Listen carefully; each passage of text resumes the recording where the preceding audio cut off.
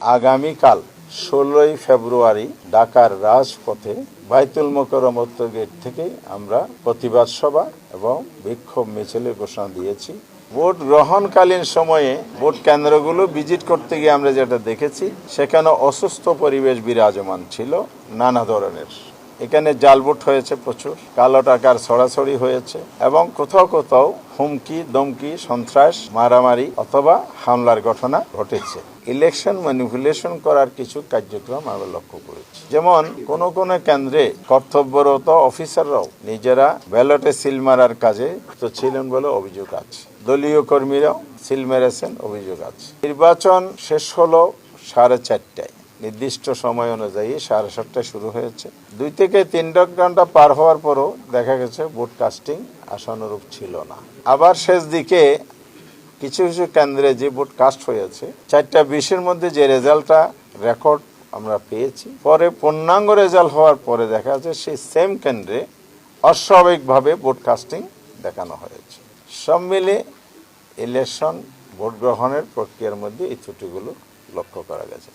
Result শিটেও দেখা গেছে ঘষা মাজা, কাটাছিটা, ওভার রাইটিং এবং অনেক জায়গায় যে অরিজিনাল এজেন্ট ছিলেন প্রার্থীর তার স্বাক্ষর নেওয়া হয়নি রেজাল্ট শিটে। ঢাকা 6 মনে হয় আব্দুল মান্নান, 6 আসনে রেজাল্ট শিট লেখা হয়েছে পেন্সিলে। সেখানে আমাদের প্রার্থী ছিলেন দাঁড়িপাল্লার ডক্টর আব্দুল মান্নান। রেজাল্ট শিটটা আমাকে দেখিয়েছে, কালকে আমি দেখেছি। সেখানে আমাদের এজেন্ট মুসলিম ছিলেন, নামে তো মানুষ বোঝা যায়, কিন্তু এজেন্টের নাম লেখা আছে একজন হিন্দু ভদ্রলোকের নাম। তো এজেন্ট নাম পরিবর্তন যে হয়ে গেল, তাহলে এটা এই রেজাল্ট শিটের বৈধতা কি? সে রেজাল্ট শিটে তো আমাদের প্রার্থীর স্বাক্ষর নাই, অন্য একটা স্বাক্ষর লিখে দেওয়া হয়েছে। এরকম ত্রুটিপূর্ণ রেজাল্ট শিটও আমাদের কাছে আছে। 32টি আসন চিহ্নিত করা হয়েছে স্বল্প ভোটের ব্যবধানে। এখানে আমাদেরকে হারিয়ে দেওয়া হয়েছে, এটা আমাদের প্রার্থীদের বক্তব্য। সেখানে আল্লামা মামুনুল হক সাহেব, বাংলাদেশ খেলাফত মজলিসের যিনি প্রধান, জামায়াত ইসলামী সেক্রেটারি জেনারেল অধ্যাপক মিয়া গোলাম পরোয়ার আসন, ঢাকা 8 আসনে নাসিরউদ্দিন পাটোয়ারি, এই নামগুলো আপনারা জানেন, ছিলেন, এই জন্য এগুলো বললাম। এই জন্য এই ধরনের আরও অনেকেই যেগুলো আমরা তালিকা জমা দিয়েছি, কমিশনের কাছে বলেছি এগুলো রিকাউন্টিং করা হোক, পুনর্গণনা করা হোক।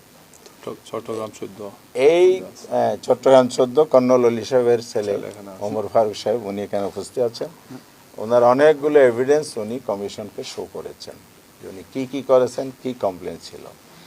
এরপরে প্রার্থী ব্যালিট ইনভ্যালিড করার ক্ষেত্রে ঋণ খেলাফিদেরকে বৈধতা দেওয়া হয়েছে, দ্বৈত নাগরিকত্ব বৈধতা দেওয়া হয়েছে। এই বিষয়গুলো হলো মেজর বিষয় হিসেবে আমরা পেশ করেছি। কমিশনের কাছে আমরা এটাও বলেছি, আপনারা তড়িঘড়ি করে গেজেট প্রকাশ করেছেন, কারণ 12 তারিখ ইলেকশন হয়েছে, 13 তারিখ রাত 11টায় গেজেট প্রকাশ হয়েছে।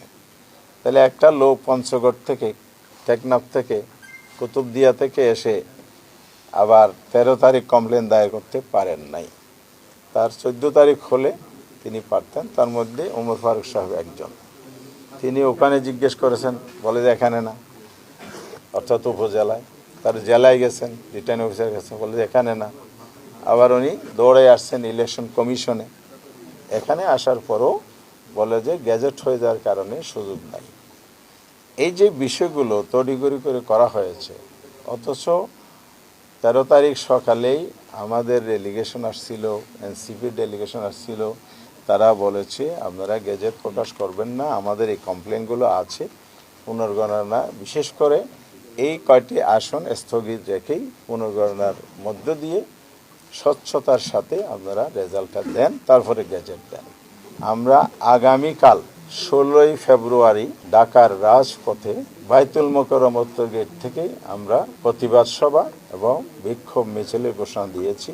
কারণ হচ্ছে এই সহিংসতা বন্ধ করতে হবে। বিকাল 4:30টায় জনগণকে সাথে নিয়ে আমরা এটা প্রতিবাদ করতে চাই। এত যে না থামে, তাহলে আমাদেরকে রাজপথে আরও আগাতে হবে। আমরা চাই না রাজপথে রাজনৈতিক বিষয় সমাধান করতে হোক। আফার হাউজের 100 আসনের সদস্য নির্বাচিত হওয়ার কথা, সেই জায়গাটাও নতুন করে প্রশ্নবিদ্ধ করা হচ্ছে।